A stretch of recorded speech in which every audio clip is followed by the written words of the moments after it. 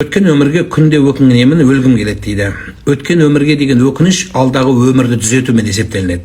Қол отырып алып қайғырып, жылап, жасым өтіп кетті, мынауым өтіп кетті, махаббатым кетіп қалды, дүнием кетіп қалды деп өкіре бергеннен пайда жоқ. Адам өткен өмірге қашан өкініп, бүгінгі халінің қадірін білмегенде, бүгінгі күн бағаламағанда, ертеңгі күнге үміті жоғалғанда үзіледі. Сондықтан бұл нәрсені кішкене ойланыңыз. Енді өлім ойланасың ба, ойланбайсың, бәрібір келетін дүние. Бірақ ғұламалар айтады, адамның көзінен жас шықпаса дейді, жүрегінің қатайып қатып қалғанын белгісі дейді.